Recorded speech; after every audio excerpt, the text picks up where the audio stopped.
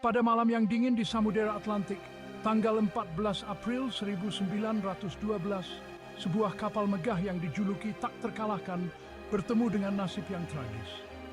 Inilah kisah Titanic, kapal legendaris yang karam dan meninggalkan misteri yang masih dipertanyakan hingga kini. Titanic adalah kapal terbesar dan termewah pada zamannya, dilengkapi dengan teknologi yang paling canggih. Namun meskipun dijuluki tak terkalahkan, kapal ini tenggelam dalam pelayaran perdananya setelah menabrak gunung es. Apa yang sebenarnya terjadi pada malam naas itu? Pukul 23.40, Titanic menabrak gunung es besar di Samudera Atlantik Utara. Benturan ini merobek lambung kapal sepanjang lebih dari 90 meter, menyebabkan air laut mengalir dengan cepat ke dalam 5 dari 16 kompartemen kedap airnya. Para insinyur merancang Titanic agar bisa bertahan meskipun 4 kompartemen banjir, tetapi 5 terlalu banyak untuk diselamatkan.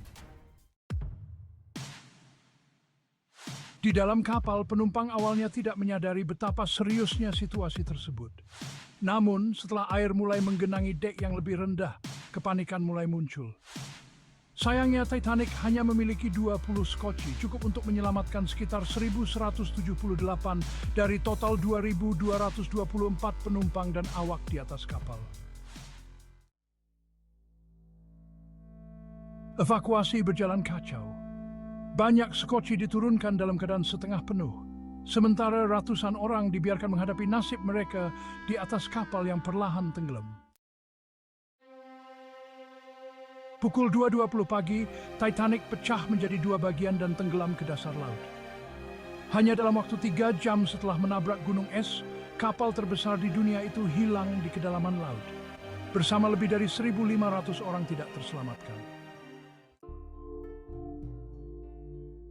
Beberapa jam kemudian, RMS Carpathia tiba di tempat kejadian dan berhasil menyelamatkan 705 penumpang yang selamat. Namun pertanyaan dan misteri terus berlanjut, apakah tragedi ini bisa dihindari? Banyak yang mempertanyakan keputusan Kapten Edward Smith untuk melaju dengan kecepatan tinggi meski ada peringatan tentang gunung es. Bahkan, ada beberapa teori konspirasi yang mengatakan Titanic sengaja ditenggelamkan, meskipun bukti yang ada tidak mendukung klaim ini. Namun pada akhirnya, kombinasi dari ketidakberuntungan, kesalahan manusia, dan kondisi alam menjadi penyebab tenggelamnya Titanic. Lokasi gunung es yang tepat dan kecepatan kapal yang tinggi membuat ini terendah mission. Setelah 73 tahun, bangkai Titanic akhirnya ditemukan pada tahun 1985, tergeletak di dasar lautan pada kedalaman lebih dari 3.800 meter.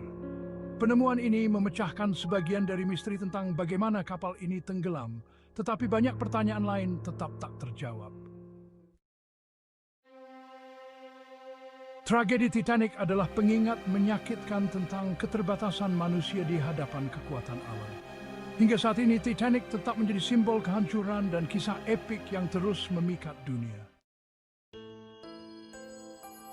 Apa pendapatmu tentang tragedi ini? Apakah ada teori lain yang menurutmu lebih masuk akal?